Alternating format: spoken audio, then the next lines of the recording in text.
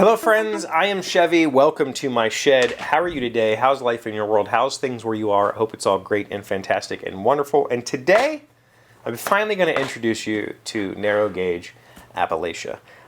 This game has been a blast to work on over the last 3 months, and I told you a lot about it as I've been going through this, but I've never really quite shared all the magic that is this game. Narrow Gauge Appalachia is a 2-player, card-driven, cube rails style train game. That's a lot to say, isn't it? It's played on a small map. Again, it's intended for exactly 2 players and only 2 players. And on this map, we have some town spaces, we have some starting spaces for train companies, we have a commodities track, a dividends and connections bonus track, and that's it. What happens is, there's 5 train companies. We have locomotives for each of those train companies, and we also have stock certificates for those train companies. There are 3 rounds in the game, so there are 3 piles of stock certificates. 3, 2, and 1. And in the first round of the game, we have available to us 4 stocks for the blue company, 2 for the red company, 2 for the yellow company, 1 for each orange and black. During setup, there are city tokens. There are a differing number of each. There are, for the purple cities, there are 2. For the pink cities, there are 2. And then both orange, or blue and green, have 3 cities each. And these get shuffled up and randomized and put out on the board on the various city spaces. And these represent the city's commodities. So this is what's available in that city. And as you make connections to these commodities, you gain market share in those commodities, which allows you to profit. The commodities start off being worth basically nothing because there's no market, they're not being sold. So we have these little commodities track dice. They just go on the commodities track set to the 1. And as we make more connections, these will move either towards me or towards my opponent, and they will shift in value, meaning that they'll multiply. So as you make more connections, they get more and more valuable. So the way the game works, and the thing that I haven't really talked about too much on here, is these cards. These are track or build cards, which show you a locomotive and a series of spaces where you can place tracks or locomotive tokens on the board. And the way you do that is at the start of the turn, you take one of the available share certificates. So let's say I take this blue share certificate. I'd have 5 cards in hand. I look at my hand and I try to see, can I get blue to make a connection to any city? And I can. I can get blue over here. What I can do is play this card, which lets me put 2 blue trains on the map. And then I can play this card, which lets me put 2 more blue trains on the map.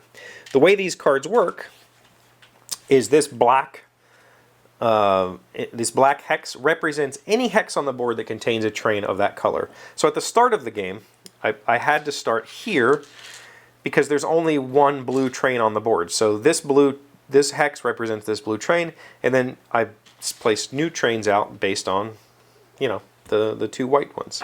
Same here.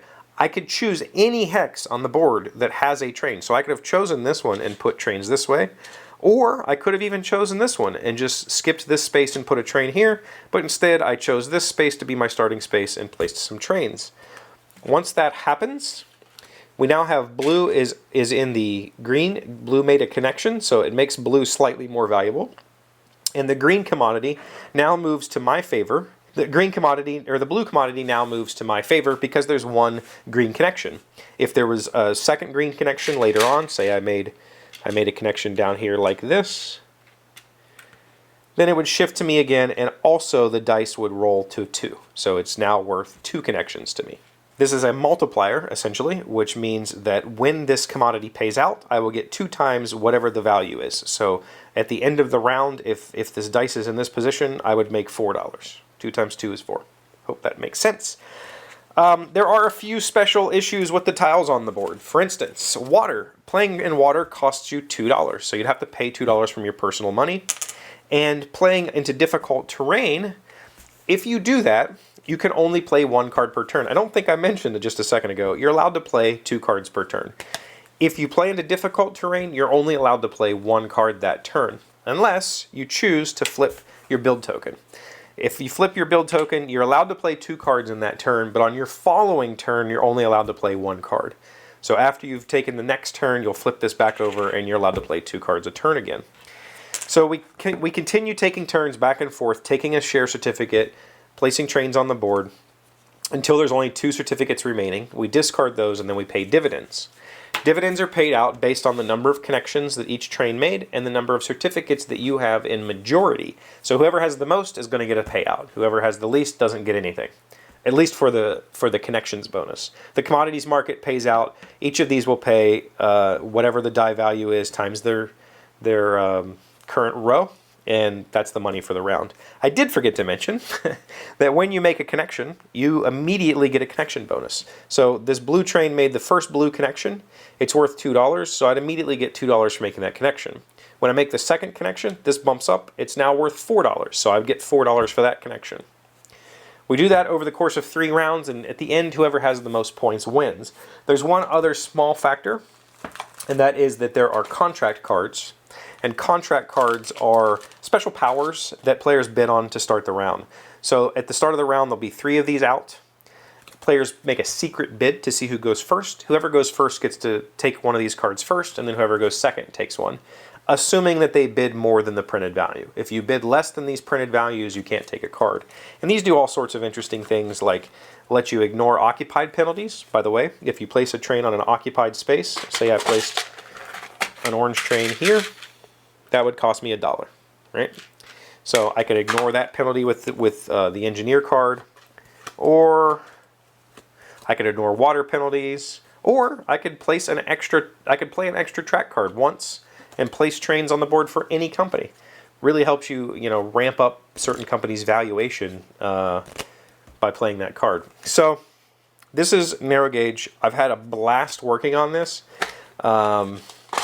In fact, just this past weekend, I played it with an online celebrity, and he gave me some of the best advice I've had on this game, and it really helped kind of work out this commodities issue. I had a little bit of a problem with it. It helped me work out this connections track. It made the dividends way easier. Everything is dead simple. You place a train, you either pay $1 or $2, or you get a connection bonus, which is just this number times this number. At the end of the round, you get this number times this number, move on. There's not a bunch of math that you have to do to try to figure out a bunch of things, and previously there was. It was actually quite tedious. It's now way less tedious, and it makes the game pretty snappy. It works really well. So this is narrow gauge. I'm glad you took the time to watch this. That's what I have for you today. Thank you for being here as always. Thank you for liking, commenting, subscribing, being amazing friends and wonderful people. I really appreciate you, and I'll see you again tomorrow. Today's word you should know to sound smart is homeopathy. It is a noun meaning the medical practice of giving patients minerals, metals, herbs, and other bioactive compounds in extremely diluted form. Most modern scientists believe the effectiveness of homeopathy in some cases is mainly due to the placebo effect. Homeopathy, Homeopathy. I will say, I definitely do not believe in homeopathy, but years ago, I did a video on this channel about my cluster headaches, and I've been using ginger for all that time since, and I don't necessarily believe that ginger is the reason I have not had cluster headaches since that time.